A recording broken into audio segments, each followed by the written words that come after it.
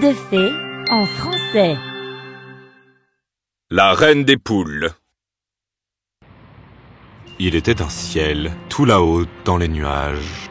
Jupiter, tu t'es montré arrogant et grossier. Tu penses que seule la beauté compte. Ton orgueil fera la perte des célestes et je ne laisserai pas cela arriver. Je t'ordonne d'aller sur la planète des humains et de ne revenir que lorsque tu auras appris la vraie signification de l'amour. Mais... Dépêche-toi de partir, Jupiter, avant que je ne perde patience. Maintenant.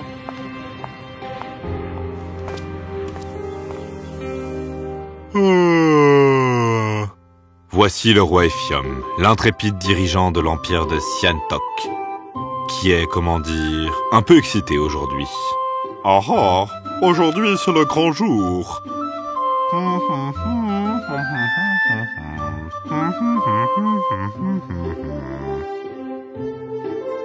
Sire, si vous pouviez juste rester tranquille. Hein?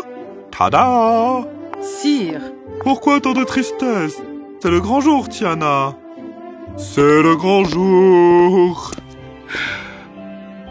Le roi Ephiom était heureux car aujourd'hui était le jour le plus important de sa vie. C'était la cérémonie de la reine. Car aujourd'hui, le roi Ephiom devait choisir une femme à rayer et en faire la reine de l'empire de Siantok. Sire, juste pour que ce soit clair, selon la tradition, vous choisissez une femme pour être votre femme. Mais la femme que vous choisissez doit vous choisir en retour. Ah, regarde toutes ces belles femmes dans notre palais, Tiana. Elles m'ont déjà choisi. Tiana était l'une des aides les plus proches du roi. Il appréciait son jugement. Mais avec le succès du roi Ephiom, étaient venus tous ceux qui avaient été toujours jaloux de lui. Le conseiller du roi, Gecko, était l'une de ces personnes. Et une à une, les jeunes filles et les reines commencèrent à se présenter. Oh, moi je sais coudre, et jongler, et coudre. Oh, alors moi je suis la princesse la plus intelligente du coin. Savez-vous ce que c'est que 2A plus 3B? Ouais, attendez. Vous connaissez la réponse à ça? 2A plus... Hein? Oh mon roi! Mon cher roi! Vous êtes le plus bel homme que je n'ai jamais rencontré? Dites-moi, mon roi, comment faites-vous pour être si beau? Tiana, elles sont toutes si belles et talentueuses. Comment veux-tu en choisir une? Je veux dire, je ne peux pas épouser plus d'une jeune fille. Je peux? Sire, il ne peut y avoir qu'une seule reine, et ce ne serait pas juste pour les autres. Je le savais. Ah, que diriez-vous de la jeune fille qui sait coudre? Eh bien, sire, c'est tout ce que nous savons d'elle, qu'elle sait coudre, parce qu'elle l'a répété 2 fois. Mais vous ne pouvez pas choisir votre femme en fonction de sa beauté. Il faut apprendre à la connaître et à l'aimer pour ce qu'elle est. Votre honorable majesté, si je puis me permettre. N'avez-vous pas entendu de la belle-fille de Monsieur Doodle? Excuse-moi? Oh, pardon, mais c'est comme ça que la gens de la ville appelle Monsieur Doodle. Il vit à l'autre bout de notre empire et il semble qu'il est une fille fascinante. Vraiment?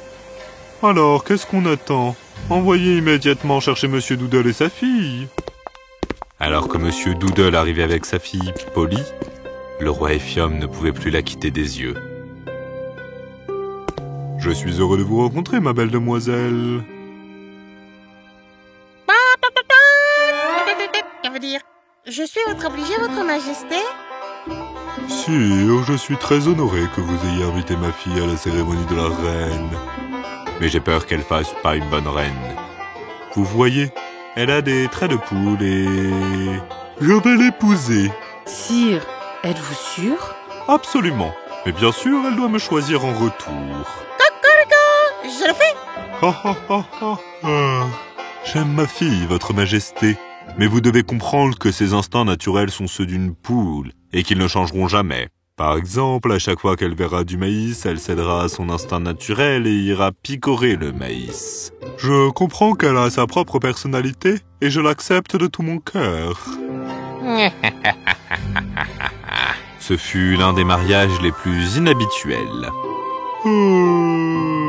Oh, Laisse tes cadeaux pour moi. Le roi Ephiom commença à tomber de plus en plus amoureux de sa reine. Oh, oh, oh, oh, oh. À tel point que le roi Ephiom en oublia son rôle de roi, pour n'être que le mari de sa belle épouse. Les traits de poule de sa reine ne semblaient pas du tout déranger le roi. Mais Gecko observait quand même. Il en était de même pour toutes les jeunes filles qui se sentaient rejetées et négligées. Elles étaient tellement jalouses de la nouvelle reine qu'elles l'avaient surnommée la reine des poules. C'est une poule. Elle chante comme une poule. N'avez-vous pas entendu son picati-picata? Moi, je travaillais dans ce palais et j'ai entendu certains dire que le roi a épousé la reine des poules parce qu'il détestait avoir un réveil. Cocorico! Eh bien, malheureusement, le roi Ephiom est tombé si profondément amoureux de sa femme qu'il ne voit pas à quel point elle est différente. Ah. Si seulement il y avait un moyen de faire voir au roi les conséquences de ses actes. Il y en a un? Gecko et les jeunes filles élaborèrent un plan pour embarrasser le roi et la reine. Quelques jours plus tard, Tiana, heureuse pour son roi, lui proposa d'organiser une fête en l'honneur de la nouvelle reine. Gecko et les jeunes filles avaient trouvé leur opportunité. Ils pensaient que, puisque cela avait été suggéré par Tiana elle-même, personne ne douterait d'eux. Mais Tiana avait toujours douté de Gecko. La fête était grandiose, il y avait de la nourriture et des divertissements. De nombreux nobles étaient venus saluer nos nouvelles reines. Mais quand tout se calma et que le roi Ephiom était sur le point de porter un toast à sa nouvelle épouse, l'assistant du palais entra avec un panier de maïs et trébucha. Tout le maïs du panier s'éparpilla sur le sol, et sans réfléchir... Hein?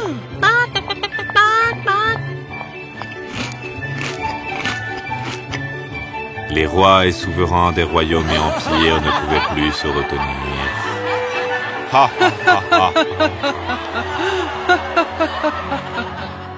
Le roi Ephiom aimait sa femme, mais il ne pouvait pas surmonter l'humiliation. Il renvoya son amour par pur embarras. La reine Poly rentra chez elle. Les jours passèrent et le roi mourait d'envie de revoir sa femme. Il se désintéressa de ses devoirs royaux et restait toujours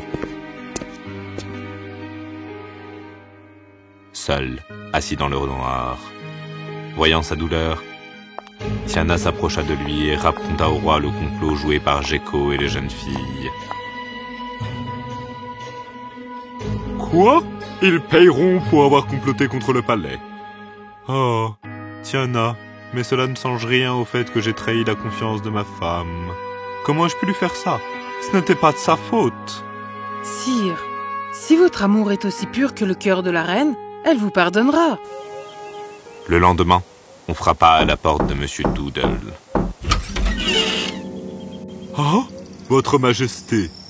Coin, coin, coin, je suis ici pour voir ma femme. Ephiom, qu'est-ce que tu fais là? Je suis ici pour montrer à quel point nous sommes parfaits l'un pour l'autre. Si tu es la reine des poules, alors je suis le roi des canards, l'Ephiom. Coin, coin, coin. Tu t'embarrasses toi-même? Mon amour, j'ai fait une erreur.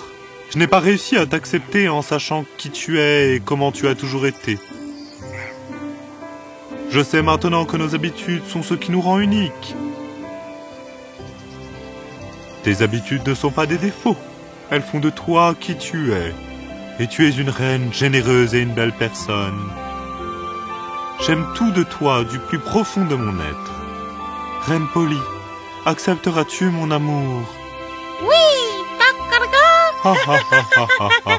C'est alors que Tiana fut soulevée dans les airs. C'est en train d'arriver. Tiana? Et à la surprise générale, Tiana se transforma en prince céleste, Jupiter. Que se passe-t-il? Je me transforme en canard. Et tu te transformes en homme. Roi Ephiom, je suis le prince Jupiter du royaume céleste. J'ai fait une erreur et j'ai été banni de mon palais il y a des siècles, à la recherche du vrai sens de l'amour. J'ai parcouru le monde et je l'ai enfin trouvé. L'acceptation inconditionnelle du roi Ephiom et de la reine Poly est la vraie signification de l'amour. Je peux maintenant rentrer en paix. Rentrer? Mais mon conseiller va me manquer.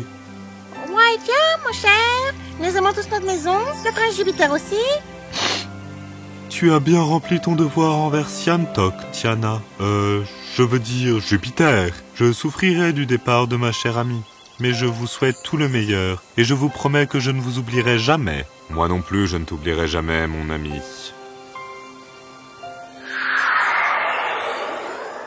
Jupiter fut accueilli dans son royaume avec amour et respect. Et de retour sur la terre, la reine Poly reçut la place qui lui revenait. Et les autres aussi. Gecko, par exemple, fut rétrogradé de son poste pour devenir garçon d'école. Et quant aux jeunes filles, elles furent chargées de cueillir tout le maïs, de tous les champs, de l'Empire. Et ils vécurent tous heureux pour toujours. Enfin, presque tous.